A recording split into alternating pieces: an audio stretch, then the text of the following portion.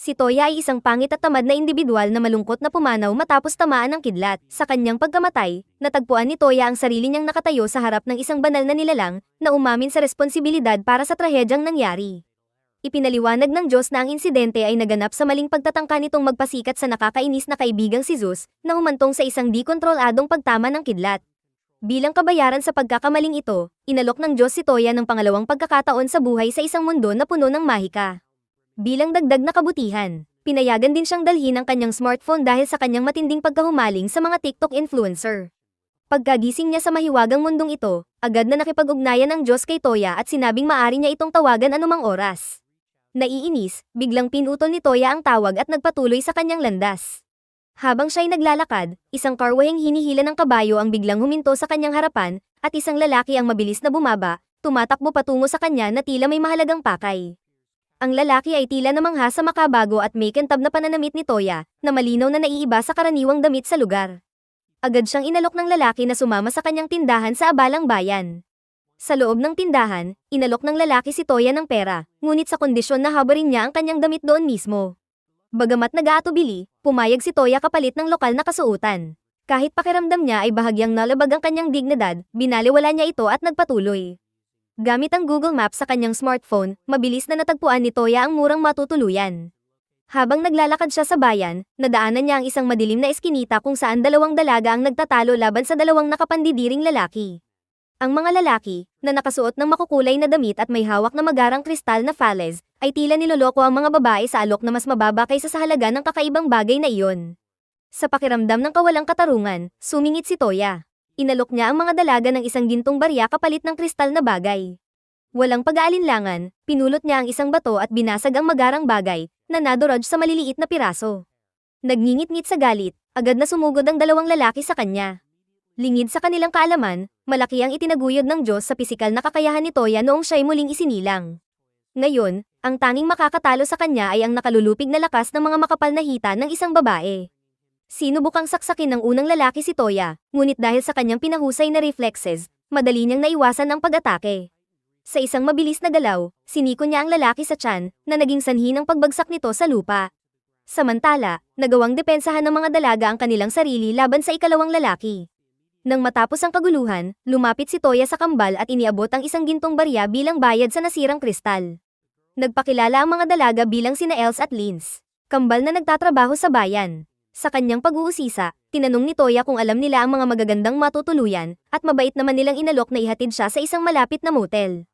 Pagdating nila, ginamit agad ni Toya ang kanyang karisma sa receptionist, madaling nakuha ang kanyang kwarto habang nagpapalitan ng selos na tingin ng kambal habang nagkakape. Ngumiti si Els at sinabi na maaari nilang puntahan ang Adventurers Guild kinabukasan. Ang grupo ay naghanda na para sa isang tahimik na gabi ng pagpapahinga. Kinabukasan, nagtungo sina Toya at ang kambal sa Adventurers Guild. Dito napagtanto ni Toya na hindi niya mabasa ang alinman sa mga karatula o anunsyo. Tila natatawa, tinawag siyang illiterate bastard ni Lins. Samantala, nakakuha si Els ng isang quest na pumatay ng mga lobo sa kalapit na kagubatan. Matapos magparehistro, binigyan nila si Toya ng espada bago sila nagtungo sa kagubatan, kung saan agad silang napaligiran ng isang grupo ng mababangis na lobo. Habang sinusugod ng isang lobo si Els, agad itong gumanti gamit ang isang malakas na suntok na agad nagpatumba sa nilalang. Si Toya naman, sa mabilis at tiyak na galaw, ay binunot ang kanyang espada at hinati ang kanyang lobo sa dalawa. Samantala, ginamit ni Lins ang kanyang fire magic upang sunugin ang kanyang lobo, isang eksenang lubos na ikinagulat ni Toya. Pagkatapos kunin ang mga sungay ng mga lobo, bumalik sila sa guild upang ibenta ang mga nakalap na nagdala ng maayos na kita. Habang nagpapahinga at umiinom ng mainit na tsaa, sinamantala ni Toya ang pagkakataon upang tanungin ang mga dalaga kung maaari nila siyang turuan tungkol sa bagong mundong ito, partikular na ang paggamit ng mahika. Lins, na may bahagyang ngiti, ay nagsabi kay Toya na ang isang taong clueless na kagaya niya ay malabong makagamit ng mahika, dahil tanging ang mga may mana lamang ang maaaring gumamit ng spells. Ang iba, aniya, ay kailangang umasa sa mga karaniwang armas sa laban. Dahil sa kanyang pag-usisa, tinanong ni Toya kung may paraan upang malaman kung mayroon siyang mana. Bilang tugon, inilabas ni Lins ang isang hanay ng mga kristal na kanyang inihanda kamakailan. Pinulot ni Lins ang isa sa mga kristal, nagbigkas ng isang incantation, at agad na napuno ng matinding sensasyon, halos parang isang bumubulwak na talon. Si Els, na kinuha ang kristal mula sa kanya, ay nagsabi rin ng parehong spell, ngunit walang nangyari. Si Els, tulad ng inaasahan, ay isang normie na may kaunting mana o wala talaga. Hindi natinag, kinuha ni Toya ang kristal mula sa kanilang kamay at nagbigkas ng isang magic incantation. Dahil sa kanyang likas na karisma, dramatikong tumugon ang kristal, naglabas ng tubig na umaagos, na ikinamangha ng mga dalaga. Dahil sa pananabik na subukan pa ang kanyang mga bagong natuklasang kakayahan, inihatid siya ng kambal sa labas upang subukan ng iba pang mga kristal. Isa-isa, sinubukan ni Toya ang bawat kristal, at sa kanyang gulat, natuklasan niya na pinagkalooban siya ng Diyos ng pambihirang kakayahang magamit ang lahat ng 6 na elemento, isang talento na hindi pa kailanman nangyari sa kasaysayan. Pinulot ni Toya ang isang kakaibang kristal na may kulay na hindi niya pa nakikita. Ipinaliwanag ni Linz na ito ay isang null magic crystal na maaaring magamit ng ilang mga bihira, kabilang si Els, na may kakayahang palakasin ang kanyang lakas upang madaig ang kanyang mga kalaban. Naakit, nagpa siya si Toya na subukan ito. Sa labis na pagkagulat ng lahat, nagawa niyang buksan ang isang portal sa hangin, na lumikha ng daanan papunta sa ibang lokasyon, epektibong na-unlock ang kapangyarihan ng mabilis na paglalakbay. Pagkatapos ng mga hindi inaasahang pangyayaring ito, bumalik sila sa loob. Lumapit sa kanila ang landlady, kasama ang kanyang kaibigan na nagmamay-ari rin ng isang kafe. Hiningi nila kay Toya ang isang recipe para sa dessert na makakatulong laban sa init ng panahon. Tinanong ni Toya kung nagbebenta sila ng ice cream, isang ideya na bago sa kanilang lahat. Walang nakarinig nito dati, kaya ginamit ni Toya ang kanyang smartphone upang maghanap ng recipe. Habang gumagawa, pabirong tinawag niyang idiot sandwich, si Els. Nang matapos ang ice cream, nagdulot ito ng kasiyahan sa lahat. Naging sobrang tagumpay ito na lubos na nagpasaya sa grupo, na nagtiyak na hindi na kailangang matulog mag-isa ni Toya ngayong gabi, hindi tulad ng iba. Kinabukasan, nagpa siya ang grupo na maglakad-lakad ng magaan sa lungsod. Habang naglalakad, narinig nila ang isang kaguluhan at napansin ang isang pulutong na nagtitipon malapit. Dahil sa kanilang pag-uusyoso, nagmadali silang pumunta sa pinagmulan ng ingay at natuklasan ang isang samurai na babae na nakasuot ng kulay rosas, nakikipaglaban ng matindi laban sa grupo ng mga maton. Dalawa sa mga lalaking mukhang nakakatakot ang nagtangkang umatake sa kanya, ngunit madali niya silang nalampaso. Gamit ang mga kasanayang nahasa sa panunood ng pinakabagong season ng Baki, bago pa siya makahinga, isang maton ng palihim na lumapit sa kanyang likuran, may hawak na espada at tangkang umatake. Sa isang mabilis na galaw, ginamit ni Toya ang magic ng lupa upang magtapon ng buhangin sa mga mata ng maton, pansamantalang binulag ito, bago magbigay ng isang malakas na dropkick sa mukha nito. Si Els, na mabilis umaksyon, ay sumali sa labanan at agad na napigilan ang natitirang mga maton. Na napilitang tumakas papunta sa isang malapit na eskinita. Nagpasalamat ang samurai na babae kay Toya at Els sa kanilang tulong at ipinakilala ang sarili bilang si Yae. Agad ding naging malinaw na siya'y gutom, na nagdagdag ng kaunting pagmamadali sa kanyang pasasalamat. Dinala ni Toya si Yae at ang iba pa sa isang restoran, kung saan masigla niyang kinain ng iba't ibang pagkaing mabilis lutuin. Sa pagitan ng mga subo, ipinaliwanag niya na siya'y mula sa isang pamilya ng mga mandirigma na nagmula sa kalapit na kaharian at naglalakbay upang matuto ng mga bagong teknik sa martial arts. Habang nag-uusap, ginamit ni Toya ang kanyang di matatawarang karisma upang kumbinsihin si Yae na sumali sa kanyang harem, bagamat hindi malinaw ang dahilan. Pagkatapos ng kanilang pagkain, sumakay ang grupo sa isang karwahe na hila ng kabayo at naglakbay sa kagubatan. Habang nasa biyahe, sinubukan ni Toya na matutunan ang mga bagong anyo ng null magic gamit ang isang aklat na ibinigay ni Linz. Matagumpay niyang natutunan ng isang spell na nagbibigay sa kanya ng kakayahang hilahin ang mga bagay patungo sa kanya. Sinubukan niya ito sa headband na suot ni Yae at tuwang-tuwa nang gumana ito ng maayos. Dahil sa kanyang tagumpay, natutunan din ni Toya ang isang spell upang pahusayin ang kanyang pangamoy. Pagkatapos niyang gamitin ang spell, agad siyang nalango sa amoy ng dugo sa hangin. Walang pag-aalinlangan, nagmadali ang grupo patungo sa pinagmulan ng amoy at natuklasan ng isang grupo ng mga halimaw na butiki na pinalilibutan ang ilang kalalakihan. Agad na nag-cast si Linz ng isang makapangyarihang explosion spell, na tumapos sa maraming halimaw na butiki. Si Els naman, na walang takot, ay sumugod gamit ang kanyang kamao, habang kinuha ni Yae ang kanyang espada at pinatay ang natitirang mga halimaw. Gayunpaman, sa gitna ng kaguluhan, nadapa si Yae, kaya nagkaroon ng pagkakataon ng isa sa mga halimaw na umatake. Mabilis na umaksyon si Toya at nagcast ng spell na nagpadaos-dos sa halimaw sa lupa, binigyan si Yae ng pagkakataong tapusin ito ng walang banta. Akala ng grupo ay tapos na ang laban. Ngunit isang nakatakipang mukha na figura ang lumitaw at nagsimulang mag-summon ng mas marami pang mga nilalang. Habang sumugod sina Els at Yae upang umatake, agad silang napigilan ng dami ng mga halimaw. Napagtanto ang panganib, inutusan ni Linz si Toya na tapusin ang summoner upang matigil ang kaguluhan. Sa isang pilyong ngiti, ginamit ni Toya ang kanyang sleep magic upang paulit-ulit na padapain ang summoner, na labis na napahiya hanggang sa siya ay tuluyang nahuli. Matapos ang laban, lumapit ang mga kalalakihan na kanilang iniligtas kay Toya at nagpasalamat sa kanyang napapanahong tulong. Bago pa man makasagot si Toya, narinig nila ang hysterical na sigaw mula sa isang karwahe malapit sa kanila.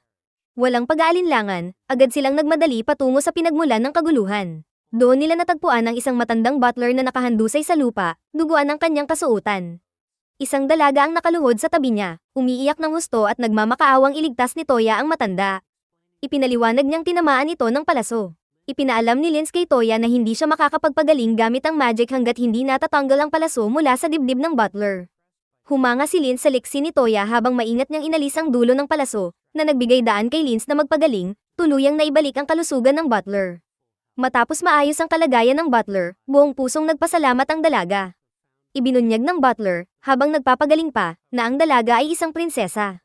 Sa pagkakahayag nito, ang lahat ng naroroon ay agad na lumuhad bilang tanda ng paggalang.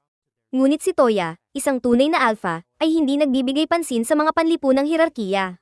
Ipinakilala ng prinsesa ang sarili bilang si Sushi at hiniling kay Toya na maging kanyang tagapagbantay, na nag-aalok ng malaking kabayaran para sa kanyang serbisyo habang papunta siya sa Royal Capital. Pumayag si Toya, at nagpatuloy ang grupo patungo sa Royal Capital gamit ang kanilang mga karwahe. Pagdating sa Royal Palace, nabighani sila sa grandiosong tanawin, na malayong lumagpas sa kanilang inaasahan. Bumaba ang ama ni Sushi upang salubungin sila, lumuhad bilang tanda ng labis na pasasalamat, at binigyan ng karangalan si Toya sa pagliligtas nito sa buhay ng kanyang anak. Kinagabihan, nagtipon sila sa paligid ng mesa para sa tsaa, at nagsimulang ibahagi ng ama ni Sushi ang kalungkutan ng kanyang buhay kay Toya. Inamin niyang ang kanyang asawa ay hindi kapana-panabik sa kama. Tinawag itong isang starfish at isinisiwalat na may mga taong nagbabalak na kidnapin si Sushi para sa ransom. Sa sandaling iyon, sumali si Sushi sa kanila sa mesa at mariing pinagsabihan ng kanyang ama na tigilan ng paninira sa kanyang ina, na tinawag niyang parang si Helen Keller sa kanyang sariling paraan. Ang revelasyong ito ay ikinagulat ni Toya, kaya't nagtanong siya ng higit pa. Ipinaliwanag ng duke na nawalan ng paningin ang kanyang asawa matapos ang isang aksidente ilang taon na ang nakalilipas. Ang tanging taong makapagpapagaling sa kanya ay ang lolo nito na nagtataglay ng null magic na may kakayahang magpagaling ng karamdaman. Gayunpaman, nang malaman ng matanda na ang kanyang apo ay nalulong sa TikTok, lubha itong noindang at namatay sa gulat. Dahil dito, tumingin ang mga babae kay Toya, alam na marami siyang kakayahan sa null magic. Nagdesisyon si Toya na subukan ang kanyang magic sa Duchess, ngunit may kondisyon, kailangan niyang patunayan na siya ay isang tigress. Inihatid sila ng duke sa kanyang asawa. Nasabik na naghihintay ng mas espesyal na pagkikita. Gayunpaman, nagcast si Toya ng spell mula sa isang aklat ng magic na may kaugnayan sa Kama Sutra, na milagrosong nagpabalik ng paningin ng Duchess. Sa unang pagkakataon matapos ang maraming taon, malinaw niyang nasalayan ang mukha ng kanyang asawa, na nagpapaalala sa kanya ng totoong dahilan kung bakit siya nagpakasal sa isang mayamang lalaki.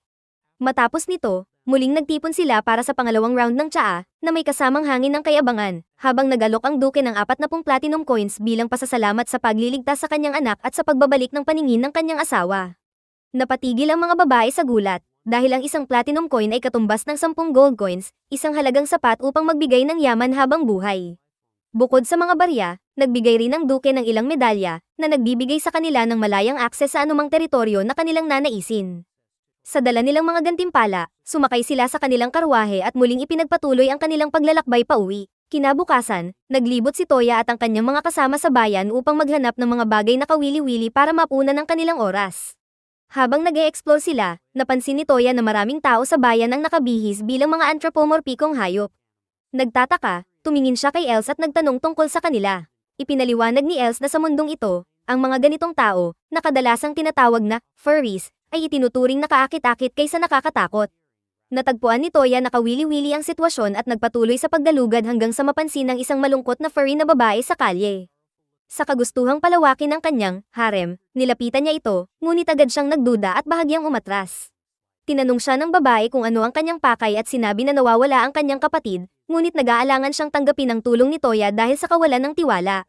Bilang tugon, mabilis na inilabas ni Toya ang kanyang iPhone at ipinakita ang kanyang mapa, na tila ipinagyayabang ito. Ang display na ito ay tila nakaakit sa babae, kaya nagsimula siyang magtiwala kay Toya. Sa tulong ng Google Maps sa kanyang telepono, matagumpay nilang natagpuan ang nawawalang kapatid at ligtas na naibalik ang babae sa kanyang pamilya. Lubos na nagpasalamat ang kapatid sa tulong ni Toya, at pagkatapos ng palitan, nagpatuloy si Toya at ang kanyang grupo sa pag-explore ng lungsod. Nagmungkahi si Els na mamili sila, at agad na sumang-ayon si Toya, na inutusang maghiwa-hiwalay at magkita na lang muli sa inn. Pagsapit ng gabi, nagbalik ang lahat sa inn, ngunit nawawala pa rin si Toya. Matapos ang ilang sandali, dumating siya ng nagmamadali. Halos hindi siya pansinin ng mga babae dahil sobrang namangha sila sa kanyang napakagandang coat na parang pampasuot ng isang napakalakas na level 80 boss. Kinabukasan, bumaba si Toya para magagahan. Sa kahilingan ng ilang taong walang magawa, nagtayo siya ng crafting table at gumawa ng chessboard para malibang. Habang nagtanong siya sa may-ari ng inn kung interesado itong makipagpalipas ng gabi sa kanya, dumating sina Yae at Els na may dalang mga payong dahil sa ulan. Ipinaalala ni Els kay Toya na kailangan nilang bumisita sa Duke ngayong araw at nagdala sila ng mga cake para iregalo. Nakalimutan ni Toya ang kanyang appointment, kaya nagpasalamat siya kay Els at agad na nagtungo sa mansyon ng Duke para makipagkita. Nag-enjoy silang lahat sa iba't ibang cake, at inimbitahan ng Duke si Toya sa isang laro ng Japanese chess, isang hamong hindi niya matatanggihan. Tumagal ng matagal ang laro, at habang nagsisimula ng mainip ang prinsesa, sinubukan niyang kulitin si Toya sa pamamagitan ng pagtitikling. Maingat na pinatulog ni Toya ang prinsesa bago magpaalam sa Duke at bumalik sa inn para makapagpahinga. Kinabukasan, sina Toya, Els, Linz, at Yae ay nagtungo sa Royal Guild, kung saan maraming mga quest ang nakapaskil sa board. Pumili si Toya ng isang quest na may kinalaman sa pagharap sa isang slime, ngunit agad itong tinanggihan ng mga babae. Hindi nagpatalo, pumili siya ng isa pang quest, ang pagharap sa isang headless knight. Pagdating nila sa mga guho, agad nilang napansin ang knight. Sumugod si Yae, at nang umatake ang knight, nagbanggaan ang kanilang mga espada. Walang alinlangan, sumali si Els at nagbigay ng dalawang malalakas na suntok bago sinipa ang knight palayo. Sa kanilang pagkabigla, tumayo ulit ang knight at inihagis ang kanyang ulo kay Yae. Hinarang ito ni Yae gamit ang kanyang espada at ibinalik sa knight, habang si Els ay nagbigay ng isa pang malakas na sipa na nagpatamba rito. Bago pa ito makabangon muli, ginamit ni Linz ang kanyang ice magic para gawing yelo ang knight. At ginamit naman ni Toya ang kanyang light magic upang salakayin ito gamit ang maraming sibat ng liwanag, na tuluyang nagpabagsak dito. Matapos makumpleto ang quest, nagdesisyon silang magpahinga. Habang nagpapahinga, naalala ni Toya ang isang bagay na matagal na niyang gustong gawin. Tumayo siya at ginamit ang kanyang magic upang maghanap ng mga MILF sa lugar, ngunit sa kanyang pagkadismaya, wala siyang natagpuan malapit. Pagkatapos, nagdesisyon si Toya na gamitin ang kanyang disco magic upang maghanap ng mga kayamanang malapit. Sa kabutihang palad, natukoy niya ang presensya ng isang sinaunang relikya na nakabaon ng malalim sa mga guho, na labis na ikinatuwa ng iba pang mga babae. Agad silang nagpunta upang hanapin ito. Sa pagdating nila sa pinagmulan ng aura, natuklasan nilang ito ay nakatago sa ilalim ng isang tambak ng mga bato. Gayunpaman, si Linz, na kasalukuyang nasa 30 kill streak, ay nagpakawala ng isang malakas na atake, nawasak ang mga bato at inihayag ang isang malaking tarangkahan. Pumasok sila sa tarangkahan at bumaba sa isang madilim na hagdanan, patungo sa kailaliman ng piitan. Ginamit ni Linz ang kanyang light magic upang liwanagan ang daan, habang sina Els at Yae, na natatakot, ay kumapit kay Toya para sa proteksyon. Matapos ang ilang sandali, narating nila ang isang pader na natatakpan ng mga kakaibang sulat, na hindi mabasa ni Toya dahil sa kanyang pagiging medyo tanga. Humarap siya kay Linz at hiningi ang kanyang tulong upang isalin ang teksto. Sa sorpresa ng lahat, maging si Linz ay hindi kayang basahin ang teksto dahil ito ay nakasulat sa isang sinaunang wika. Hindi nagpatinag si Toya at nagdesisyong gumamit ng kanyang telepono upang maghanap ng impormasyon bago magpatuloy sa loob ng piitan. Habang naglalakbay pa sila, nakakita sila ng isang pader na may naka-embed na Earthstone na kailangang i-activate gamit ang Earth Magic, na tanging si Toya lamang ang nagtataglay. Umatras ang lahat habang naghahanda si Toya na ihagis ang kanyang spell. Sa isang malakas na ugong, nagliwanag ang bato at bumukas ang pinto. Pumasok sila sa silid at natagpuan ang isang kakaibang fossil. Nang panasa ni Toya ang alikabok, natuklasan niya ang isang salamin sa ilalim nito, na may pulang core sa gitna. Bigla, ang liwanag sa paligid ay nagsimulang mawala habang ang pulang core ay nagbuga ng matinding liwanag. Nang balutin ng kadiliman ng silid, ang fossil ay nagliyab at nagtransform sa isang insektong nilalang. Isang nakabibinging tunog ang umalingaw-ngaw, na nagpilit sa kanilang takpan ng kanilang mga tainga habang ang piitan ay nagsimulang gumuho sa kanilang paligid. Gumawa si Toya ng wormhole upang makatakas sila, eksaktong oras bago ang insekto ay naging isang halimaw at sumabog. Sa unang tingin, akala nila'y ligtas na sila, ngunit biglang nang inag ang lupa, kasunod ng isang malakas na pagsabog. Lumabas ang insekto at agad na sumugod kay Toya, na bahagya lamang nakaiwas. Mabilis na kumilos si Linz, gumamit ng fire magic upang gumawa ng mga palaso at pinaputok ito sa nilalang. Gayunpaman, sinipsip ng insekto ang enerhiya ng apoy at ginamit ito upang palakasin ang sarili. Si Yae, na nadismaya sa kakaibang laki ng insekto, ay umatake gamit ang kanyang espada, ngunit maliit lamang ang naging epekto nito sa matigas nitong balat, at siya ay itinapon pabalik. Si Els, na determinadong patunayan ang kanyang lakas, ay sumugod upang harapin ang insekto ngunit tinangay rin matapos mag-transform ang nilalang sa isang anyo na parang helikopter. Napagtanto ni Toya na hindi sapat ang mga pagsisikap ng iba, kaya ginamit niya ang sleep magic upang mawalan ng balanse ang insekto. Kasabay nito, si Linz ay nag-conjure ng isang malaking iceberg at ibinagsak ito sa nilalang na may parehong lakas na parang yung nagpabagsak sa Titanic. Sa wakas, sumugod muli si Els para maghiganti at nagbigay ng malakas na sipa sa yelo, na nagpabagsak sa mga paa ng insekto. Nagsimula na silang magdiwang ng tagumpay, ngunit biglang sumigaw ang insekto ng, "Psych, bruha," at inextend ang isa nitong paa, na tumusok sa balikat ni Els. Sinubukan nitong umatake muli, ngunit nakaiwas si Els. Tumakbo at nagtago sa likod ng isang bato. Mabilis siyang sinundan ni Toya, gamit ang kanyang healing magic upang gamutin ang kanyang sugat, habang si Yaya ay muling sumubok na salakayin ang nilalang, ngunit hindi pa rin naging matagumpay. Sa hindi matitinag na determinasyon, muling tinawag ni Linz ang kanyang Titanic iceberg at inihagis ito sa halimaw. Sa kanilang pagkadismaya, ang nilalang, na tila isang ganap na halimaw sa lakas, ay muling bumangon. Gayunpaman, naalala ni Toya ang kanyang posisyon bilang bida at inactivate ang kanyang makapangyarihang pull-out magic upang makuha ang core ng insekto. Ginawa niya ang isang alley-oop, inihagis ang core kay Els, na buong sigasig itong dinurog gamit ang lahat ng kanyang lakas. Agad na tumigil ang galaw ng nilalang at naglaho ito sa quantum realm, tuluyang naglaho. Matapos ang pagsubok, nagdesisyon silang bumalik sa tirahan ng duke upang iulat ang bagong pangyayari. Ipinakita ni Toya ang mga litrato ng guho na kanyang kinunan, at tiniyak ng duke na ito ay iimbestigahan pa. Matapos magpaalam, bumalik ang grupo sa kanilang motel, handa para sa isang gabi ng tahimik at walang bangungot na pahinga.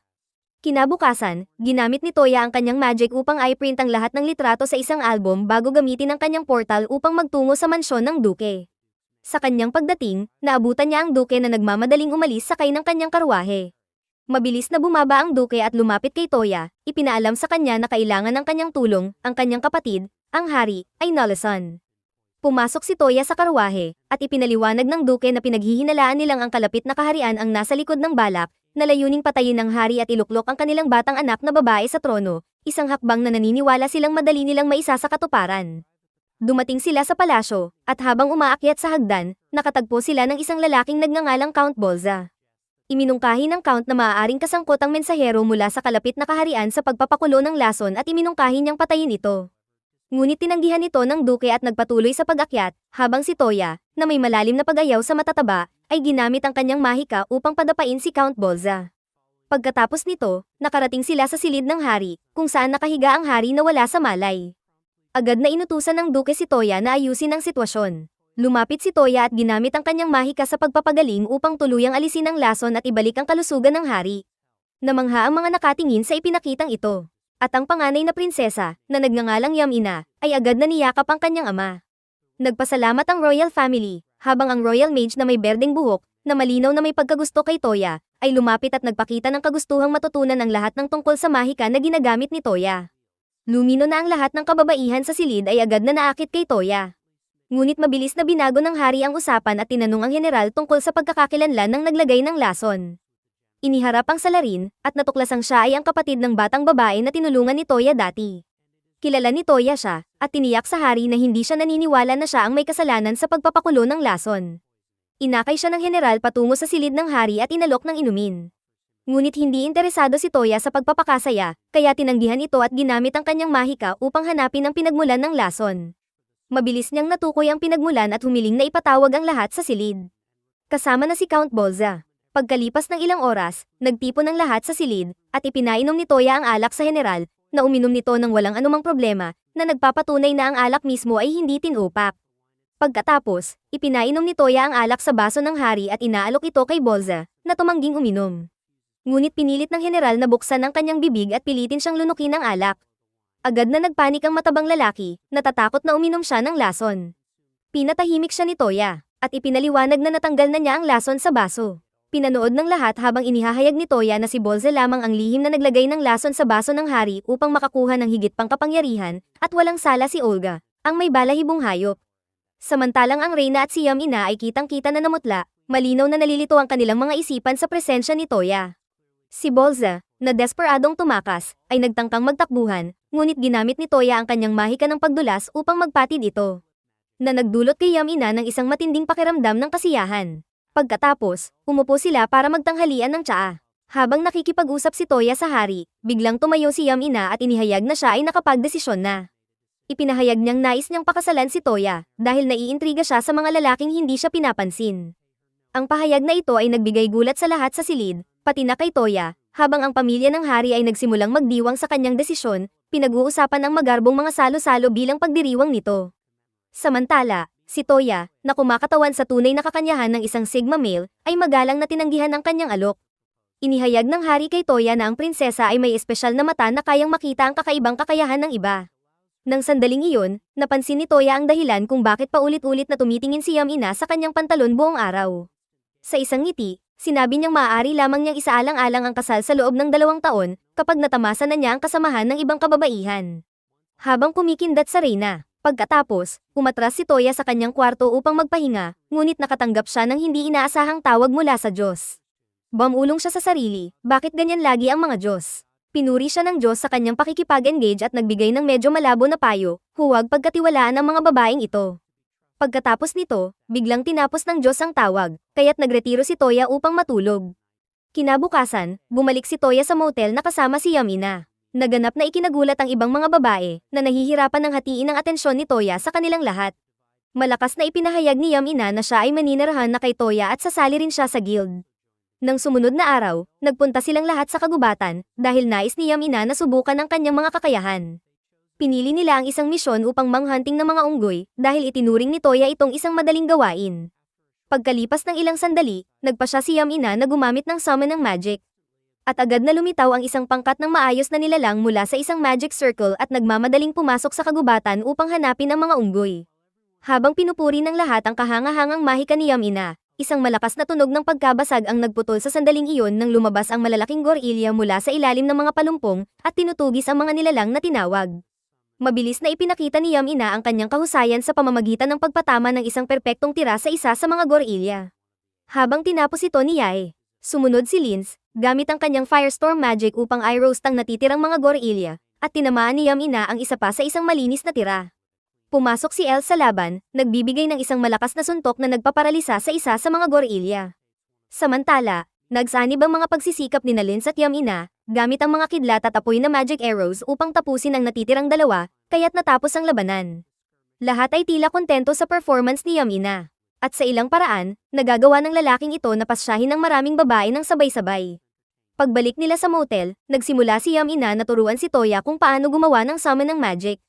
Kamangha-mangha, kahit sa kanyang unang pagsubok, hindi sinasadyang tinawag ni Toya ang isang malaking itim na nilalang, na agad nagbago at naging isang magarang puting tigre sa harap ng kanyang mata. Nagulat si Yamina, nakikilala ito bilang isa sa pinakamadalas na nilalang na maaaring tawagin. Hindi tinatablan ng takot, inilagay ni Toya ang kanyang kamay sa noo ng tigre. Nang maramdaman ng tigre ang malakas na kakayahan ng mahika ni Toya, nawalan ito ng malay. Pagkatapos nito, ang tigre ay naging isang maliit na witch at naging bagong kasama ni Toya, na tinawag niyang Kohako. Inutusan ni Toya si Kohako na magbago ng laki dahil magiging hindi praktikal ang maglakbay na may malaking tigre. Sumunod si Kohako at naging isang kaakit-akit na maliit na pusa. Kinabukasan, nag-umpisa si Toya at ang kanyang grupo ng isang misyon upang imbestigahan ang isang kastilyo na dating ginagamit bilang pasilidad ng pananaliksik para sa mga slime. Sa kagulat-gulat ng lahat, tanging si Toya lang ang talagang nasasabik sa kanilang paglalakbay. Pagdating nila sa kastilyo, unang pumasok si Toya, at isang malaking palanggana ang nahulog sa kanyang ulo, na, sa kanyang gulat, ay naging isang slime. Nagpatuloy sila sa loob ng kastilyo, at kalaunan ay nakarating sila sa isang aklatan kung saan natagpuan nila ang isang aklat na naglalaman ng mahahalagang impormasyon tungkol sa mga slime sa lugar.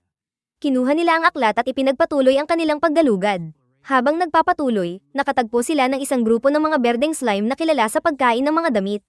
Ang tanawin ay nagdulot ng kaba sa mga babae, ngunit si Toya ay nanatiling kalmado, at pinayagan pa ang mga slime na damapog sa mga babae. Pinigilan niya si Linz na gamitin ang kanyang fire magic sa mga slime, at pagkatapos ay lumingon kay Kohako, inuutusan siya na asikasuhin ang mga nilalang. Sa isang iglap, naging tigre si Kohako at nagpaputok ng isang malakas na blast ng amoy ng hininga, na nagpalipad sa mga slime. Subalit hindi epektibo ang ataking ito, at nagsimulang bumalik ang mga slime patungo sa kanila. Inutusan ni Toya ang lahat na umakyat sa hagdan. Sinubukan ni Els na umusad pero nadulas dahil sa madulash na substansya sa sahig. Natuklasan nila ang maraming slime na naglalabas ng isang lotion-like na substansya na karaniwang ginagamit ni Toya tuwing gabi. Sa gitna ng kaguluhan, nawalan ng balanse ang lahat at nahulog sila sa hagdan. Gayunpaman, nakuha ni Kohaku si Toya, habang ang mga babae ay nahulog sa isang tambak ng mga berdeng slime. Agad na nagsimula ang mga slime na umatake, kaya't ginamit ni Toya ang kanyang portal magic upang iligtas sila. Ngunit kumuha siya ng sandali upang magpakasawa sa mga eksenang nakikita, na labis niyang ikinalugod. Si Els, na galit sa kanyang ugali, ay nagbigay ng mabilis na suntok sa kanyang bayag, tinitiyak na hindi na siya magpapadala sa mga ganitong distractions. Nagpatuloy sila sa mga koridor at nakatagpo ng mga estatwa, na naging mga natatanging slime na kumakapit sa mga kababaihang hindi pa gaanong maunlad ang katawan. Ang mga slime ay tumakbo patungo kay Yamina, na gumamit ng wind magic upang alisin ang mga ito.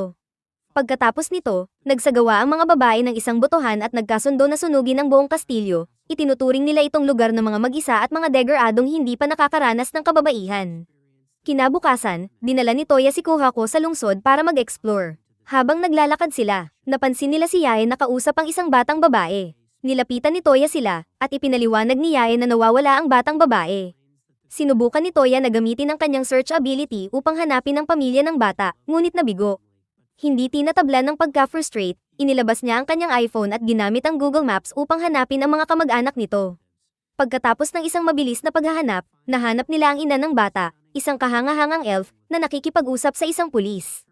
Ibinalik nila ang batang babae sa kanyang ina, at si Yae, nakitang-kita ang paghanga sa kakayahan ng iPhone, ay humiling kay Toya ng tulong upang hanapin ang kanyang stepbrother. Pumunta sila sa isang kalapit na restaurant, kung saan ibinahagi ni Yae na laging mabait ang kanyang stepbrother at tinulungan siya mula sa maraming sitwasyon, kahit na nang siya ay maipit sa washing machine. Tiniyak ni Toya na hahanapin niya ito bago sila bumalik sa motel. Pagkalipas ng ilang oras, pumasok si Lin sa kwarto ni Toya at humingi ng tulong. Dahil nakatagpo siya ng isang sinaunang magical scroll na hindi niya matutunan. Agad na ginamit ni Toya ang kanyang katalinuhan at gumawa ng isang pares ng magical glasses na kayang basahin ng anumang wika, kaya't naiintindihan ni Lins ang nilalaman ng scroll. Ibinunyag ni Lins na naglalaman ito ng mga tagubilin para sa isang ofensibong magic spell at humiling ng tulong kay Toya upang matutunan ito. Sama-sama nilang tinungo ang labas, kung saan paulit-ulit na nagsanay si Lins ng water magic attack hanggang maubos ang kanyang mana at nahulog sa mga braso ni Toya. Dinala siya ni Toya pabalik at inilagay sa kama, ngunit kinabukasan, natagpuan siya ni Toya sa kagubatan, nagsasanay muli ng masigasig. Walang pag-aalinlangan, hinawakan ni Toya ang kanyang braso at ipinasok ang kanyang magical energy sa katawan ni Lins, hindi alintana ang anumang mga protection. Agad na naramdaman ni Lins ang pagbabalik ng lakas, at ipinaliwanag ni Toya na si Mommy mula sa King's Castle ang nagturo sa kanya ng teknik na ito. Determinado, sinubukan ni Lins ang magic muli, ngunit nabigo, at ipinahayag ang pag-aalinlangan na magtatagumpay siya. Nagbigay si Toya ng mga salita ng paghikayat na hinihimok siya na subukan muli. Sa pagkakataong ito, nagtagumpay si Lins ng perpekto at pinakawalan ng spell ng may ganap na katumpakan na nagwasak ng isang buong puno. Kinabukasan, nakatagpo sila ng isang rock demon. Ginamit ni Lins ang kanyang bagong natutunang magic upang pahinain ito, habang si Els naman ay gumamit ng kanyang punching gloves upang tapusin ito, na nagresulta sa pagkabasag ng kanyang mga guwantes. Napansin ni Toya ang malungkot na mood ni Els, kaya't nagdesisyon siyang dalhin siya sa Royal Capital. Doon, pinalitan nila ang kanyang mga guwantes, at ipinaliwanag ni Els na nais niyang subukang magsuot ng damit. Inakay siya ni Toya sa isang tindahan, kung saan sila ay naglaro ng kaunting role-playing, ngunit biglang inistorbo sila ni Yamina at ipinaalam kay Toya na tinawag siya ng hari para sa isang mahalagang usapin, na labis ikinagulat ng lahat. Pumunta si Toya sa hari, na nagbigay sa kanya ng isang buong mansyon bilang gantimpala para sa kanyang pakikialam sa kanyang anak na babae. Bumalik siya sa mansyon kasama ang kanyang harem ng mga babae, at pinagmamasdan nila ang kamanghamanghang paligid. Matapos nilang tuklasin ang loob, iminungkahi ni Toya na dapat din lumipat ang iba pang mga babae, na ikinagulat nila, dahil ang mansyon ay para lamang sa kanya at kay Yamina. Gayunpaman, si Toya, sa kanyang hindi matitinag na kumpiyansa, ay nagsabi na nais niyang makuha ang lahat ng mga babae para sa sarili, na nag-iiwan ng kaunti para sa iba. Umupo siya sa labas, naglalaro ng hindi tinukoy, nang tawagin siya ni Yamina upang makipagkita sa mga manggagawa doon, kasama ang ilang hindi mahalagang karakter, si Ren, ang butler, at dalawang sobrang hot na maid na may magandang plot development.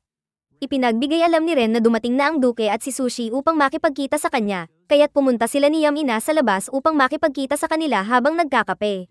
Sinabi ng Duke na kailangan nilang magkaroon ng magandang relasyon sa kalapit na kaharian at sinabi kay Toya na maging kanilang ambasador dahil sa pinakamataas na risk na nakita niya. Pumayag si Toya, at kinabukasan, dumating ang mga sundalo mula sa parehong kaharian upang samahan siya sa kanyang paglalakbay at tiyakin ang kanyang kaligtasan. Naglaro siya ng chess kasama si Olga, habang ang iba ay nagsusugal na parang mga talunang tao. Nang gabing iyon, gumawa sila ng campfire, kung saan ikinukwento ni Toya ang kwento ng ugly duckling. Natinawanan ng lahat, nang biglang may isang beastman soldier na tumayo at nagsabi sa kanila na sila ay napapaligiran ng mga bandido. Muling pinakita ni Toya ang kanyang lakas sa mga mangmang at natukoy ang lahat ng mga bandido gamit ang kanyang iPhone bago niya sila pinindot at panaralisa gamit ang kanyang telepono. Ano klaseng iPhone ito? Nahuli nila ang lahat ng mga bandido at itinali ng maayos, habang napansin ni Toya na tila nakikipag-flirt si Olga kay Lion, ang kapitan ng Royal Knights. Ipinilit ng mga babae na si Toya ang gumanap na wingman para kay Lion, kaya kinabukasan, nilapitan ni Toya si Lion habang siya ay bumibili ng Viagra. Nahihiya si Lion at mabilis na sinabi na ito ay para sa kanyang ina.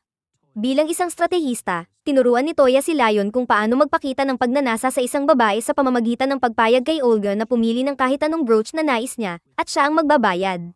Napagtanto ni Lion na lahat ng babae ay mga gold digger, kaya bumili siya ng isang maluho at mamahaling item para kay Olga. Umaasang makakatanggap ng mga gantimpala sa huling bahagi ng araw. Habang ipinagpapatuloy nila ang kanilang paglalakbay sa lungsod, parehong naramdaman ni Toya at Kohako ang isang tao na nakatago at pinagmamasdan sila mula sa isang lihim na lugar, ngunit hindi nila matukoy kung sino ang nanunood. Hindi nila ito pinansin at nagpapatuloy sila sa caravan. Ipinagbigay alam ni Olga kay Toya na hindi nila maabot ang nayon ngayong gabi, kaya nagdesisyon silang magtayo ng kampo para sa gabi. Biglang narinig nila ang malalakas na hiyaw ng mga hayop na umaabot mula sa kagubatan. Nang tumingin sila, nagulat sila nang makita ang isang malaking dragon na lumilipad sa ibabaw nila. Sinabi ni Olga kay Toya na may pumasok na intruder sa teritoryo ng dragon, kaya't nagalit ito. Muling kinuha ni Toya ang kanyang iPhone at ipinakita na ang dragon ay patungo sa nayon. Napagtanto nilang kailangan nilang kumilos agad, kaya't nagmadali silang pumunta sa nayon, ngunit dumating sila ng huli. Ang nayon ay nasusunog, napapaligiran ng apoy na parang isang forest fire sa Canada, habang ang dragon ay naglalabas ng pagkawasak mula sa kalangitan. Nagkakasunod-sunod ang mga sundalo sa pagtatangkang protektahan ang mga residente, habang ginamit ni Toya ang kanyang light magic upang magbuo ng isang spear at itinapon ito sa dragon. Ang dragon ay mabilis na umiwas sa atake at nag-retaliate gamit ang isang blast ng apoy. Malapit nang tamaan ng apoy si Toya, ngunit tumalon siya kay Kohako, na mabilis na umalis. Habang dumadaan sila sa mga apoy, kinuha ni Toya si Linz, nakatanggap ng malakas na hit mula sa mga debris ngunit patuloy na tumakbo patungo sa clearing. Pagkalabas nila sa nayon, hinarap ni Toya ang dragon, habang tinukso ni Kohako ang nilalang gamit ang mga salitang pambungad sa Call of Duty style na trash talk. Ginamit ni Toya ang ilang brilliant light magic spears at ipinadala ang mga ito sa dragon, tumama sa katawan nito ng maraming beses bago ito bumagsak sa lupa. Si Linz ay agad na sumunod at ginamit ang kanyang water magic upang putulin ang mga pakpak ng dragon habang ito ay lumilipad patungo sa kanya at nagpapalabas ng blast ng apoy. Tumalon si Toya sa huling sandali upang protektahan siya, habang si Yamina ay sinamantala ang pagkakataon upang bulagin ang dragon gamit ang isang flash mula sa kanyang espada. Si Elsa ay nagbigay ng isang suntok na may lakas ng Infinity Gauntlet ni Thanos, ngunit hindi ito naging epektibo. Napagtanto ni Toya na siya ang bayani ng kwento, kaya't sumugod siya upang tapusin ang laban, ngunit ang kanyang espada ay madaling nabasag laban sa mga kaliskis ng dragon. Nang akalaing nawalan na ng pag-asa, may naghagis ng kutsilyo diretso sa mata ng dragon. Dahil sa galit, nagwala ang dragon at sinunog ang lahat. Sumagot si Toya, ganun din sa iyo, at naghiganti siya sa pamamagitan ng pagsunog sa dragon pabalik. Si Linz ay nagbuo ng isang magical lens na nagbigay kay Toya ng kakayahang mag-focus ng kanyang light magic at palakasin ang apoy. Napilitan ng dragon sa malupit na atake, bumagsak at tuluyang namatay. Biglang lumitaw ang isang malaking pulang dragon at humingi ng paumanhin para sa pinsalang dulot ng itim na dragon. Ngunit ang puting tigre ay nanatiling nagdududa, ngunit agad siyang pinatahimik ni Toya at magalang na tinanggap ang paghingi ng paumanhin ng pulang dragon. Pagkatapos, ang pulang dragon ay lumipad palayo at bumalik sa kanyang tahanan. Nang hamupa na ang kaguluhan, tumulong ang grupo sa pagpapabalik ng nayon at pagpapagaling sa mga nasaktan. At kalaunan ay nagpahinga para sa isang karapat-dapat na pahinga. Kinabukasan, pagkatapos ng masarap na tulog, naghahanda sina Toya at ang kanyang mga kasamahan na umalis. Bago sila umalis, nilapitan sila ng matandang leader ng nayon na nagpapasalamat sa kanilang tulong at ibinigay kay Toya ang pangil ng dragon bilang tanda ng pagpapahalaga. Ibinigay din nila sa kanya ang isang maliit na kutsilyo na natagpuan nilang nakabaon sa mata ng dragon, na nagpaalala sa kanya ng matinding labanan. Matapos magpalitan ng pamamaalam, sumakay ang grupo sa caravan, at tinanong ni Toya si Kohako kung may iba pang tao na naroroon noong gabi. Sumagot siya na may dalawang misteryosong mga tao na naroroon sa kagubatan, sila ang responsable sa paghagis ng kutsilyo sa dragon. Nagpa siya si Toya na huwag na itong alalahanin sa ngayon habang sila ay dumating sa kaharian, kung saan ang palasyo ay kamanghamanghang tanawin, na parang Taj Mahal. Yumuko sila sa harap ng hari, na nagpapasalamat sa kanilang katapangan sa pagliligtas sa nayon at pagtalo sa dragon. Ipinakilala ni Yamina ang kanyang sarili sa hari, na mukhang nasiyahan na ang prinsesa ay naroroon sa kanyang palasyo. Ibinigay niya ang mga dokumento na naglalaman ng kanilang alyansa, at tinanggap ito ng hari, na nagbigay ng payo na mag-enjoy sila sa kanilang pamamalagi sa palasyo. Bago sila pahintulutang umalis, nilinggan ng hari si Toya at tinanong kung talagang natalo niya ang dragon at bigla siyang hinamon na maglaban. Pumunta sila sa arena, kung saan humingi ng paumanhin ng isang ministro at ipinaliwanag na kailangan ng hari ng tamang pagsampal, at tanging si Toya lamang ang makakapagbigay nito. Ang hari, na tila isang ganap na mangmang, ay inihanda ang kanyang mga armas habang nagsimula ang laban. Sa pagring ng kampana, ginamit ni Toya ang kanyang sleep magic, na nagdulot sa hari na madapa at bumagsak. Inilagay niya ang kanyang espada sa leeg ng hari, at idineklara ang pagkapanalo. Nang maglakad palayo si Toya, nagsimulang umiyak ang hari ng dramatiko at nagmakaawa na huwag nang gamitin pa ang magic na iyon. Nagsimula ang ikalawang round, at sumugod ang hari gamit ang isang malakas na atake. Na matagumpay na nablock ni Toya. Ngunit malinaw ang lakas ng hari, at tinulak niya si Toya pabalik. Gumanti si Toya ng mabilis na counterattack, ngunit naglaho ang hari at sinubukang atakihin siya mula sa likod. Agad na nakaiwas si Toya. Determinado, pinaganya ni Toya ang isang acceleration spell at muling nagpakita sa likod ng hari, na nagdulot sa kanya ng pagkabigla. Maya-maya, parehong naglaban ang dalawang kalaban ng mabilis, gamit ang magic na nagpapabilis ng bilis. Bagaman may kalamangan ng hari sa pisikal na lakas, naglaho ulit si Toya. Nang magtagpo muli sila, mabilis na naiguhit ni Toya ang kanyang espada bago ang hari, at sa huli ay nakuha niya ang tagumpay sa round. Kinagabihan, isang engranding pagdiriwang ang isinagawa, at dumating ang lahat ng nakasuot ng tradisyonal na kasuotan. Lahat ng mga babae sa harem ni Toya ay nagsuot ng magagandang kasuotang Indian, na nagpasik kay Toya. Agad niyang kinuha ang kanilang litrato gamit ang kanyang telepono. Ang hari, na sabik na sumali, ay humiling kay Toya na iprinta ang litrato at ibigay ito sa kanya upang magamit bilang aliw sa kanyang kalungkutan sa gabi. Nais ni Toya ng sandaling pahinga, kaya't umatras siya sa isang tahimik na sulok, kinuha ang kanyang telepono at nagpalabas ng mga iniisip na pressure. Habang siya ay nagpapahinga, biglang lumakad ang isang teddy bear na dumaan at itinuro na sundan siya. Nagtataka, pumasok si Toya sa isang kwarto na puno ng iba't ibang muebles. Ang teddy bear ay umakyat sa kandanggan ng isang batang babae na nakaupo sa isang upuan. Si Toya, na nakakaramdam ng hindi pagkakakomportable sa sitwasyon, ay nag-iisip tungkol sa nakakabahalang kalikasan nito nang magsalita ang batang babae.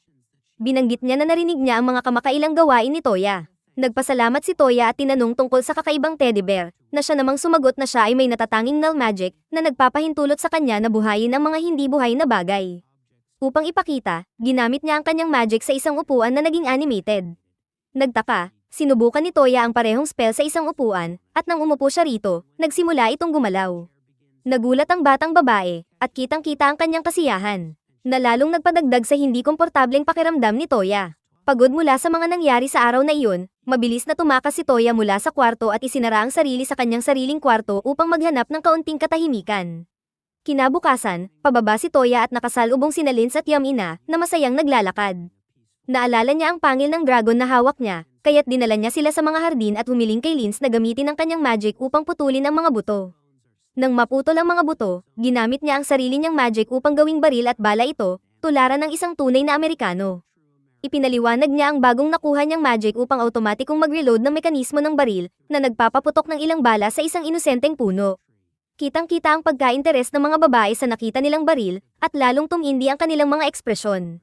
Matapos nito, sabik nilang hiniling kay Toya na gumawa ng katulad ng mga armas para sa kanila. Ipinakita ni Toya ang kanyang pagiging responsable, at gumawa siya ng mga baril para sa kanila upang mag-enjoy. Gumamit pa siya ng higit pang magic upang gawing espada ang kanyang baril sa tuwing nais niya. Nasiyahan sa resulta, nagpa siya siyang tapusin na ang eksperimento at nagtungo sa bayan kasama ang mga babae para magtanghalian. Pagbalik nila ng gabi, naramdaman ni Toya na may nagmamasid sa kanila. Inutusan niya si Kuhako na protektahan ng mga babae at gamit ang kanyang speed magic. Mabilis siyang pumunta sa likod ng mga nagmamasid. Tumugon ang mga tauhan sa pamamagitan ng pagpapalabas ng flashbang bago tumakas. Madaling nahuli ni Toya ang kanilang mga galaw gamit ang advanced na iPhone, kaya't mabilis siyang nakasunod sa kanila. Binaral niya sila ng rubber bullets, na nagpalupig sa kanila, at pagkatapos ay tinali sila at tinangkang alisin ang kanilang mga maskara. Sa kanyang pagkabigla, natuklasan niyang nakakapit siya sa isang hindi inaasahang bahagi ng kanilang katawan. Nang matanggal ang mga maskara, natuklasan ni Toya ang dalawang sobrang gwapang mga maid sa ilalim. Nagsorry sila sa pagsunod sa kanya, at ipinaliwanag na inutusan sila ng hari na sundan si Yamina. Nang marinig ito, pinakawalan ni Toya ang mga ito at bumalik sila sa palasyo. Kinabukasan, ginamit ni Toya ang kanyang portal magic upang magtatag ng koneksyon sa pagitan ng dalawang kaharian. Dumating ang hari upang makipagkita sa Beast King mula sa Royal Capital, pinagtibay ang kanilang alyansa. Bumalik si Toya at ang kanyang grupo sa pamamagitan ng portal patungo sa kanyang mansyon, kung saan siya bumagsak sa kama at pumasok sa isang maikling koma. Kinabukasan, nagpasya si Toya na magpalipas ng oras sa paggawa ng mga bisikleta. Habang natatapos niya, dumating ang duke at ipinakita ang matinding interes. Pinayagan ni Toya siya na sumubok magbisikleta, ngunit mabilis siyang nahulog. Hindi tinatablan, gumawa si Toya ng karagdagang mga bisikleta para sa mga babae, na sabik na nagtangkang matutunan kung paano sumakay upang mapabilib siya. Nagsimula ang isang kompetisyon para sa pansin ni Toya, at sa huli, ang duke ang nagwagi. Matapos mapagod ang mga babae, hiling ng duke na gumawa si Toya ng mas maliit na bisikleta para kay Sushi. Sumang-ayon si Toya sa kahilingan ng duke at nagtungo sa bayan upang mangalap ng mga kinakailangang materyales. Habang naglalakad siya sa isang eskinita, nakarinig siya ng kaguluhan. Sinundan niya ang tunog at natuklasan ang dalawang lalaking may mga kutsilyo na nanghahara sa isang batang babae na nakasuot ng punit-punit na damit. Inutusan ni Toya ang mga ito na umalis, ngunit nang hindi sila tumigil, mabilis niyang binaril ang dalawa na may layuning, gawing maganda muli ang Amerika. Inutusan niya ang batang babae na kalimutan ang nakita, ngunit patuloy siya nitong sinundan. Dahil sa nakitang kalungkutan ng batang babae, bumili si Toya ng pagkain para sa kanya, at nag-usap sila. Ibinahagi ng batang babae na siya ay walang tirahan, pumanaw na ang kanyang ina, at ang kanyang ama ay umalis taon na ang nakalipas upang bumili ng gatas at hindi na bumalik. Nakiramay si Toya sa kanya at dinala siya pabalik sa kanyang mansyon at inalok siya ng posisyon bilang isa sa kanyang mga maid, ipinagkatiwala siya kay Ren, ang magulo at mabait na butler. Kinabukasan, naglakbay si Toya patungo sa Beast Kingdom sa kahilingan ni Sushi. Kasama si Yamina. Pagdating nila, nakatagpo sila ng kapatid ni Olga, si Arma, na tila natuwa nang makita sila. Bigla nilang nakita si Olga at Lion na naglalakad sa kalye. Sa hindi malamang dahilan, nagdesisyon silang sundan sila. Nang pumasok sila Olga at Lion sa isang cafe upang kumain, ginamit ni Toya ang scan upang obserbahan ang mga nangyayari sa loob. Nang lumabas sila mula sa cafe, mabilis na umatras ang grupo, ngunit aksidenteng nabangga ni Arma ang isang lalaking may hood at nahulog sa lupa. Ang lalaki ay napatunayan na si Beast King, na mahilig maglakad-lakad sa kalye na nakatakip, dahil nagbibigay ito sa kanya ng pakiramdam ng pagiging katulad ni Batman. Habang binabaybay nila ang magkasintahan sa parke, isang grupo ng mga salbaha ang nagsimulang mangharas sa isang nagtitinda at sirain ang kanyang mga paninda. Tumayo agad si Lion upang ipagtanggol ang nagtitinda, ngunit inilabas ng leader ng mga salbaha ang mga kutsilyo upang takutin siya. Ang Beast King at si Toya, na nakasuot ng hindi epektibong maskara, ay kumilos upang hindi sila makilala habang mabilis nilang tinanggal ang mga troublemakers. Ngunit mabilis silang nakilala ni Lion. Tumakas ang Beast King, ngunit bago makalabas si Toya, nahuli siya ni Lion. Kinagabihan, bumalik si Toya sa kanyang mansyon, kung saan ipinaalam ni Ren na may mga bisita na naghihintay sa kanya. Sa kanyang gulat, ang mga bisita ay si Nalin at ang babaeng may berdeng buhok, si Charlotte, na parehong tila naaakit sa kanya. Nagsettle sila para sa tsaa, at sabik na makipag-usap si Lin, na nagsabing narinig niya ang tungkol sa laban ni Toya sa Crystal Insect. Ibinahagi niya na nakatagpo sila ng isang katulad na nilalang sa ilang mga guho ngunit hindi nila ito napagtagumpayan, at naghahanap siya ng karagdagang impormasyon tungkol dito. Ipinahayag niya ang kanyang nais na bisitahin ng ang lupain na pinagmulan ni Yae, at sinabi kay Toya na may paraan upang makarating doon. Inutusan niya si Toya at si Ye na magtayo ng isang bilog, ipinagutos sa kanilang maghawak kamay at magdikit ng noo. Ang hakbang na ito ay nagbigay daan kay Toya upang makita ang itsura ng isan. Pagkatapos, nagcast si Lin ng isang simpleng spell, agad silang inilipat sa lupain ng Ishan. Naglaan sila ng sandali upang pahalagahan ng likas na kagandahan ng paligid bago sila pinangunahan ni Yae papasok sa kagubatan patungo sa kanyang bayan. Pagpasok nila, agad silang tinamaan ng kakaibang makalumang Japanese aesthetic ng bayan, na nagpagulat kay Lins, Els, at Yamina, na nagmula sa isang rehiyon na kahawig ng sinaunang Europa. Dahil pamilyar kay Toya ang Japan, nakapagbigay siya ng mga paliwanag tungkol sa mga iba't ibang kaugalian at estruktura na ikinabilib ni Yae. Inanyayahan niya sila sa kanyang bahay upang ipakilala ang kanyang mga magulang. Tinanong ni Yae tungkol sa kanyang ama at kapatid na lalaki, na labis na ikinalungkot ng kanyang ina. Ipinaliwanag nito na dinala sila ng lokal na Panginoon sa digmaan, at kasalukuyan silang nakakulong sa isang kuta na napapalibutan ng maraming sundalo. Kitang-kita ang takot ni Yae at humarap siya kay Toya, humihingi ng tulong upang iligtas ang kanyang pamilya. Nang walang pag-aalinlangan, pumayag si Toya, mabilis na inililipat ang lahat sa isang lokasyon malapit sa kuta. Tiniyak niya kay Yae na gagamitin niya muna ang portal upang pumasok sa kuta mag-isa at kung mukhang ligtas, tatawagin na niya ang iba. Inactivate ni Toya ang portal at pumasok sa kuta, kung saan agad siyang napalibutan ng mga armadong gwardya. Hinarap siya ng kapatid ni Yae na si Jotaro, na may hawak na espada sa kanyang leeg. Mabilis na sinabi ni Toya na siya ay kaibigan ni Yae, na nagpagulat kay Jotaro. Gayunpaman, nanatiling nagdududa si Jotaro at inutusan si Toya na patunayan ang kanyang sinabi sa pamamagitan ng pagpapakita kay Yae. Bilang tugon, binuksan ni Toya ang isa pang portal at dumaan si Yae. Niyayakap ang kanyang step-sibling ng mainit. Sumunod ang natitirang bahagi ng harem ni Toya. Tumingin si Toya sa labas at nakita ang libu-libong zombified na mga sundalo, na may mga maskarang enchanted na nagtatago ng kanilang mga mukha, na patuloy na papalapit sa kuta. Ang mga nagtatanggol na puwersa, pagod at sugatan, ay walang kakayahang pigilan ang kanilang pagsulong. Nag-aalala si Yae at tinanong tungkol sa kalagayan ng kanyang ama, at ipinaalam ni Jotaro na ang kanilang ama ay kasama ng Panginoon. Pinoprotektahan siya mula sa pinsala. Mabilis na tinasa ni Toya ang sitwasyon at, sa isang mabilis na galaw, ginamit ang kanyang telepono upang pagalingin ang lahat ng sugatang sundalo sa loob ng kuta. Ang hindi inaasahang hakbang na ito ay nagpagulat kay Jotaro, na sa kanyang hindi paniniwala, inisip na si Toya ay isang uri ng salamangkero. Pinayuhan siya ni Yae, ipinaliwanag na si Toya ay talagang kahanga-hanga. Bilang karagdagan, minarkahan ni Toya ang lahat ng mga sundalo ng kalaban sa kanyang telepono at naglunsad ng isang malupit na lightning spear attack na tumama sa lahat ng mga ito sabay-sabay. Na nagtatapos sa laban ng isang malakas na hampas. Sa madaling panahon, tinawag sila ng Panginoon na ipinakilala ang sarili bilang si Ai. Ipinahayag nito ang kanyang pasasalamat sa kanilang tulong ngunit nagbabala na malayo pa ang pagtatapos ng digmaan. Ibinunyag ni Ai na ang Panginoon ng karatig na kaharian ay nahuli at nakakulong ng isang malakas at tusong kaaway. Ang kalabang ito ang responsable sa paglikha ng mga halimaw upang sakupin ang mundo. Bago pa magpatuloy ang pag-uusap, isang ninja na babae ang bumaba mula sa itaas, may malalim na kahulugan.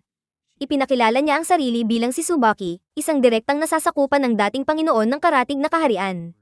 Ipinahayag ni Tsubaki na ang Panginoon ay kasalukuyang nakakulong ngunit naghahanap ng tulong mula kay Ai upang muling makuha ang kontrol ng rehiyon at talunin ang kalaban.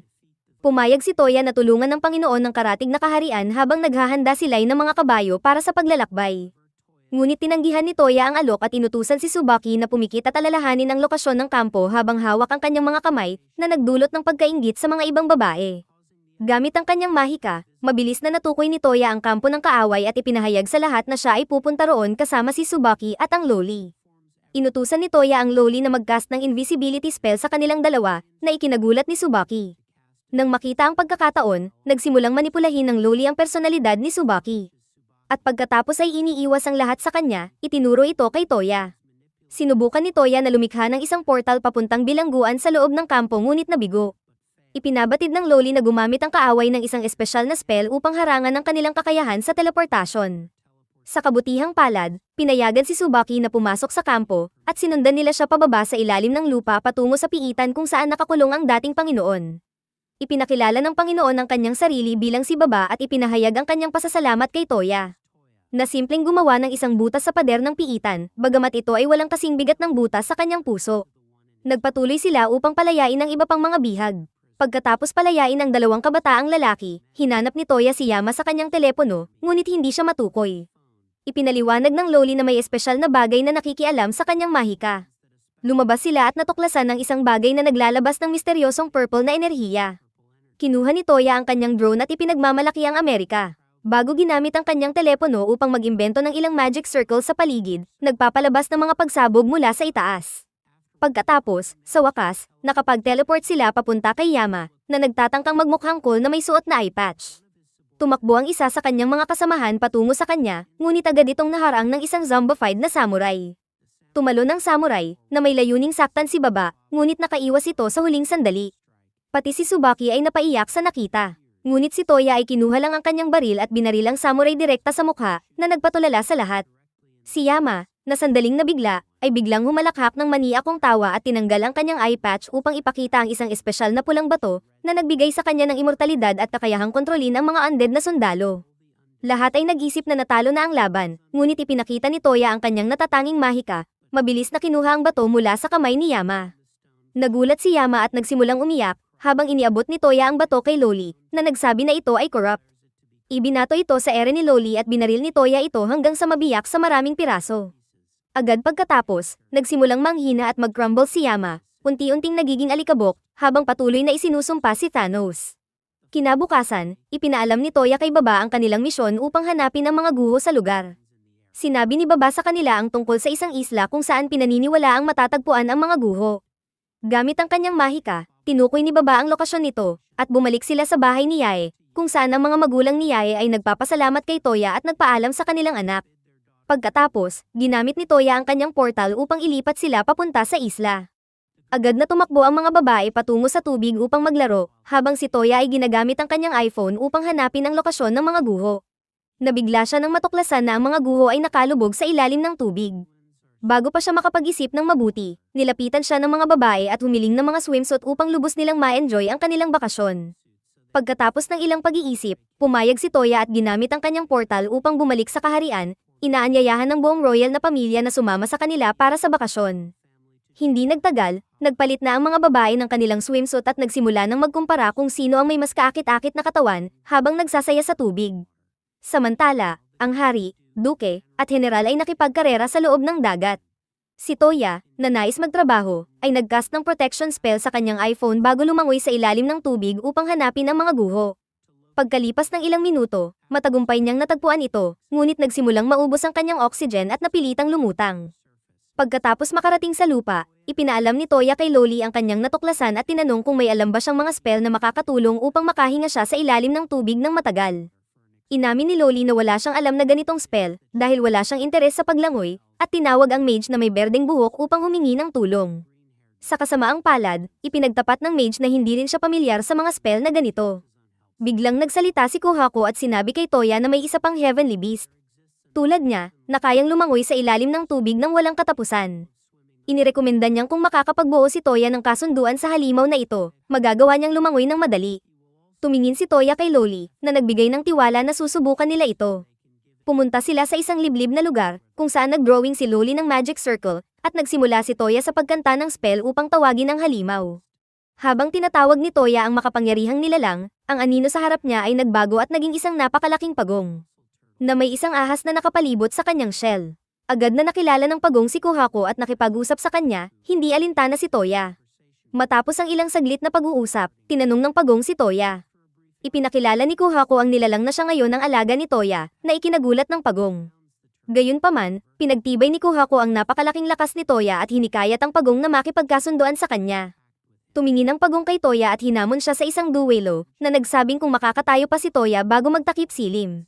Sesang-ayon siyang magbuo ng kasunduan. Agad na tinanggap ni Toya ang hamon, at bago pa makagalaw ang pagong, inactivate niya ang kanyang sleep magic, na nagdulot sa pagong na tumumble at tumihaya.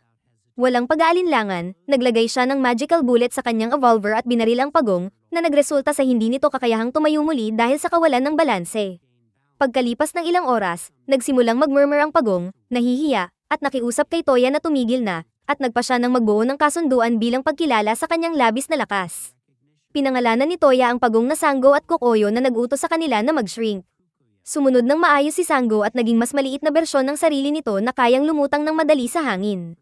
Habang lumulubog ang araw, naghanda si Toya na lumangoy patungo sa mga guho upang hanapin ito. Agad na kumapit si Sango sa mga balikat ni Toya, na nagbibigay sa kanya ng kakayahang huminga at gumalaw ng malaya sa ilalim ng tubig. Pagpasok nila sa mga guho, narating ni Toya ang isang silid na pinalamutian ng mga hiyas na nakalagay sa isang bilog. Humakbang siya pasulong at hinaplos ang gitnang hiyas, at agad na ang buong silid ay nagniningning ng maliwanag na liwanag. Nang muling magbukas ang mata ni Toya, natagpuan niyang siya ay nasa isang lugar na hindi pamilyar, na parang isang tahimik na hardin. Bago pa siya makapaghusga ng kanyang paligid, isang dalagang may berdeng buhok ang lumapit sa kanya at ipinakilala ang kanyang sarili bilang si Francesca, ang tagapangalaga ng lugar na ito. Tinanong ni Toya ang kanilang kasalukuyang lokasyon, at ibinunyag ni Francesca na sila ay matatagpuan libu-libong talampakan sa ibabaw ng lupa, lumulutang sa isang walang katapusang kalangitan sa loob ng isang aerial garden na nilikha ng isang siyentipiko na nagngangalang Regina. Ipinaliwanag niya na ang magic circle na naranasan ni Toya sa ilalim ng tubig ay isang teleportation device na nagdala sa kanya sa hardin na ito. Habang sila ay nag-iikot sa lugar, tinanong ni Toya kung bakit hindi nakikita ang hardin mula sa lupa. At sumagot si Francesca na ito ay nananatiling nakatago mula sa paningin, hindi makita ng sinuman maliban kung pumasok sila rito. Si Regina, na isang labis na paranoid na tao, ay nagdisenyo ng maraming mga pananggol, kabilang ang paglikha kay Francesca mismo, isang kalahating robot, kalahating tao na magical na nilalang, upang magsilbing tagapagtanggol ng hardin.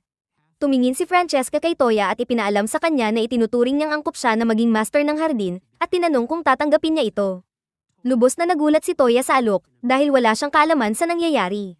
Ipinaliwanag ni Francesca na tanging isang tao na may kakayahang gumamit ng lahat ng iba't ibang uri ng elemental na mahika ang maaaring ma-teleport sa pamamagitan ng Magic Circle, isang mekanismo na huling ginamit ng lumikha ng hardin, si Regina, 5,000 taon na ang nakalilipas. Ngayon na nahanap niya ang isang karapat-dapat na kandidato, idineklara niyang magsisilbi siya kay Toya mula sa sandaling ito. Samantala, sa dalampasigan, nagsimula ng mag-alala ang mga babae tungkol sa matagal na pagkawala ni Toya. Ang kanilang mga alalahanin ay agad na nawala nang muling magpakita si Toya sa pamamagitan ng portal, at dinala silang lahat sa lumulutang na hardin. Agad na nakilala ng Loli ang advanced na teknolohiya bilang pag-aari ng isang matagal nang nawawalang sibilisasyon na kilala sa kanilang kahusayan sa teknolohiya. Ipinakilala ni Toya ang lahat kay Francesca, na nagkunwaring nagsasabing si Toya ay magpapakasal sa kanya, na nagdulot ng selos at pagkainis sa mga ibang babae. Gayunpaman, si Yamina ay kumuha ng kontrol sa sitwasyon at dinala ang mga babae sa isang paglalakad, kung saan ipinahayag niya na handa siyang ibahagi si Toya sa kanila at iminungkahi na magpakasal silang lahat sa kanya. Samantala, patuloy na tinatanong ng Loli si Francesca kung may mga magical weapons o mga yaman sa paligid. Tumanggi si Francesca na magbigay ng anumang impormasyon, na nagsabing ang hardin ay bahagi ng isang serye ng mga aerial structures na nilikha ni Regina 5,000 taon na ang nakalilipas, at may 10 pang ibang ganitong mga estruktura, kabilang na ang isang malawak na aklatan. Si Loli, na nasisiyahan sa posibilidad na makakuha ng ganoong kaalaman, ay naging sabik, ngunit inamin ni Francesca na wala siyang ideya kung nasaan ang iba pang mga estruktura sa panahong iyon. Sumali ang iba pang mga babae sa pag-uusap, at iminungkahi ni Linz na gamitin ni Toya ang kanyang smartphone upang maghanap, ngunit walang lumabas na mga lokasyon sa kanyang device. Biglang tumayo si Francesca at, sa paraang kahawig ng isang Indian scam caller, ipinaalam kay Toya na kailangan niyang tapusin ang pagpaparehistro. Gayunpaman, hindi tulad ng isang tipikal na scammer, nagpatuloy siya upang magsagawa ng CPR kay Toya at, pagkatapos ng procedure, idineklara na ang hardin ay ngayon ay pag-aari niya. Tumayo si Linz at sinabi kay Francesca na mali ang kanyang teknik, ipinakita ang tamang paraan ng CPR habang pinapanood sila ng iba. Lahat sila ay bumalik sa kanilang mansyon, kung saan pumasok si Yamina sa kwarto ni Toya at pinilit siyang aminin ang nararamdaman niya para kay Linz, na siya namang nagatubiling gawin. Kaagad pagkatapos nito, tinawag siya nina Els at Yae sa training grounds. Pareho silang may iniisip at iniutos kay Toya na makipaglaban sa kanila nang hindi gumagamit ng mahika. Matapos magatubili, pumayag siya. Nagsimula ang laban, at inilabas ni Toya ang kanyang espada, tinamaan ang atake ni Yae habang muntik nang matamaan ng suntok ni Els. Naghagis si Yae ng kutsilyo sa kanya, na kanyang iniiwasan, at pagkatapos ay bumanat siya pabalik, pinuno ng bala ang katawan ni Yae gamit ang kanyang baril bago umiwas at gumanti kay Els, na tumamba sa lupa. Hawak ang kanyang baril, hinihingi niyang sumuko si Els, ngunit tumanggi ito. Sa kanyang gulat, naubos ang bala ng kanyang baril, dahil tila sinadyang putulin ang kanyang pouch nang ihagis ni Yae ang kutsilyo. Nang makita ang pagkakataon, ginamit ni Els ang abala upang pabagsakin si Toya. Nanalo sa laban. Nang magising si Toya, natagpuan niyang nakatayo sa harap niya ang 4 na babae. Inabiso ni Yamina sa kanya na nagpasya silang lahat na nais nilang magpakasal sa kanya at makita ang lakas ng kanyang magic wand. Nahiya si Toya dahil sa maliit na sukat ng kanyang wand at nag-teleport papunta sa hardin, kung saan ibinahagi niya ang kanyang mga alalahanin kay Francesca. Kumuha siya ng tablet at ikinabit ang isang espesyal na cable, na nagpapahintulot kay Toya na makipag-usap kay Regina. Ang lumikha ng hardin. Ipinabatid ni Regina na ang kanilang sibilisasyon ay dating isa sa pinakamaunlad na nakita ng mundo, na may mga kamanghamanghang imbensyon tulad ng Transformers at Jurassic Park. Subalit, isang araw, ang paglabas ng isang app na tinatawag na TikTok ay nagdulot ng pagbagsak ng kanilang lipunan, na nagresulta sa kanilang pagkalipol. Nagbabala siya kay Toya na huwag gamitin ang TikTok at tinanong kung mayroon siyang mga alalahanin. Ibinahagi ni Toya ang kanyang problema tungkol sa sukat ng kanyang wand, na siyang iminungkahi niyang kumonsulta kay Bathala, isang napakagandang ideya. Agad na nagbukas si Toya ng isang portal upang hanapin ang Diyos, na kasalukuyang nanonood ng Game of Thrones. Pagbati ni Toya, nakinig ang Diyos sa kanyang problema at nagpa siya na ipatawag ang Diyosa ng pag-ibig. Pinayuhan siya ng Diyosa na kailangan lamang niyang dagdagan ang kanyang stamina, at malulutas ang lahat ng kanyang mga alalahanin. Bumalik si Toya sa mansyon, tinipon ang kanyang harem, at ipinaliwanag na hindi niya kayang magpakasal sa kanila sa ngayon. Ipinahayag niya ang kanyang kagustuhang makita ang bawat isa sa kanilang mga kwento na magpatuloy at mag-focus din sa pagpapabuti ng kanyang stamina. Gayunpaman, nangako siya na balang araw, magpapakasal siya sa kanilang lahat.